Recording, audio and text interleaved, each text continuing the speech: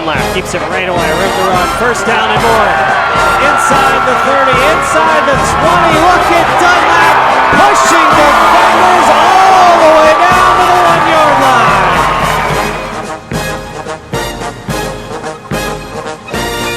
Back here on the Westmoreland Sports Network pregame show, continuing to count you down to kickoff.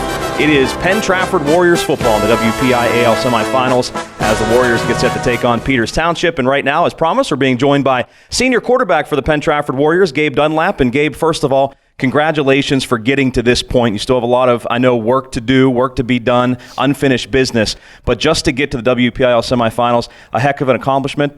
Congratulations. How excited are you to play tonight? I mean, I'm super excited. The team's been working since January, just trying to get here. Talking about how difficult it is, though, to get here, Gabe. It's not easy. It's not an easy road. What kind of things did you guys go through this year as a team in order to get to the WPIAL semifinals? I mean, we've just been working, lifting, getting the plays down, just the team chemistry. We just all wanted to be one team by this point in the season. Well, you certainly are. Peters Township ended your season last year. When you kind of look at this game, and thinking back to the beginning of the season in training camp, were you silently hoping that you may see them again in the playoffs? I mean, I always want to play the best, and they're obviously a great team. I just always thinking about that last year and how we went down. So yeah, certainly a heartbreaking loss. And we'll talk a little bit more about Peters Township here in a bit. But talk about the game last week, Gabe. The offense sputtered a little bit in the first half. Ethan Carr's kick return for a touchdown, though, seemed to change everything. Kind of talk about how the game broke down in your eyes. Yeah, I mean, it was obviously a 3-0 game at halftime. Then Ethan's kick return after their first score really sparked the offense. I mean, we had a bunch of turnovers in the defense, the 2 fumbles and the interception, and then the offense just started rolling.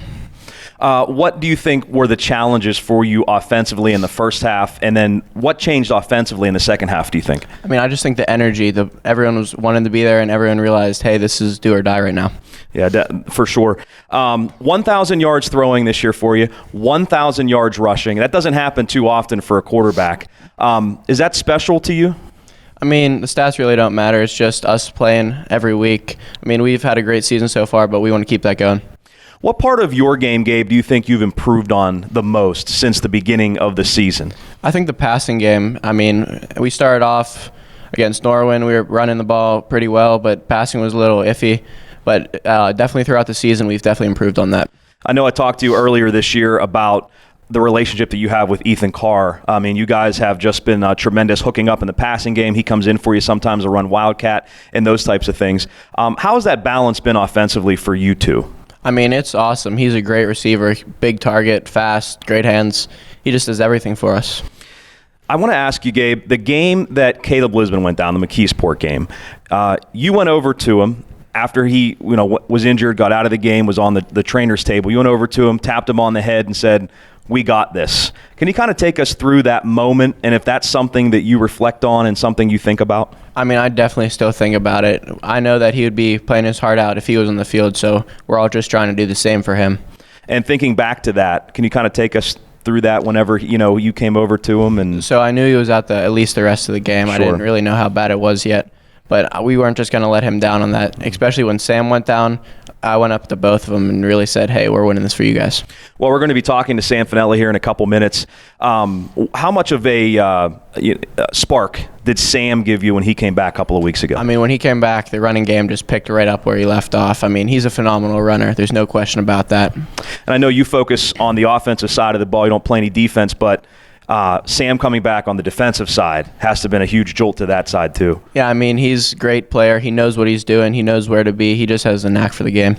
How nice is it, though, to be a quarterback on this team when you know your defense is going to get you the ball a lot? I mean, the defense has been outstanding all year. There's no question about that. I mean, they've only had one shutout, but it doesn't matter. Most of them are garbage time touchdowns, and they're just controlling the ball. No doubt. And to do what they did against Gateway and McKeesport is pretty darn impressive. Yeah, phenomenal. Gabe, tell us a little bit about a scouting report on Peters Township, what they like to do on defense, what you see from an offensive point of view, and what you guys have to do to win tonight. I mean, they're a great team. Their middle linebacker, he's outstanding. He's just running around flying all over the field. Their defensive backs, I know Casilli, super athletic, just want to go get that ball. Is there anything that Peters Township does differently this year that they didn't do last year? I mean, I'm sure there's some things, but anything stand out to you differently?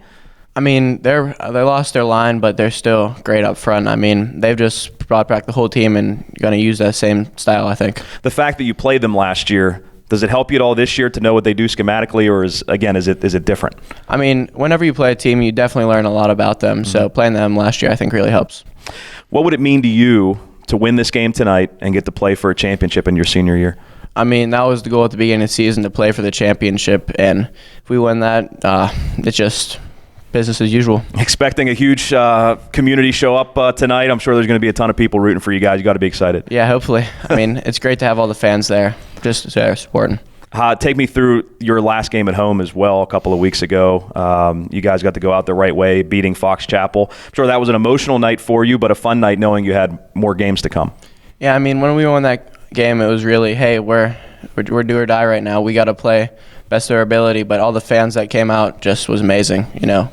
The team loves it when they're all there. Yeah, the fans support Penn-Trafford week in and week out every single year. Gabe, thank you so much. This was great, and good luck today, and get a victory and go play for a championship, all right? Thank you very much. That is Gabe Dunlap, senior quarterback for the Penn-Trafford Warriors. We'll talk with the aforementioned Sam Finelli in just a couple of moments right after this break as we continue on the pregame show on the Westmoreland Sports Network.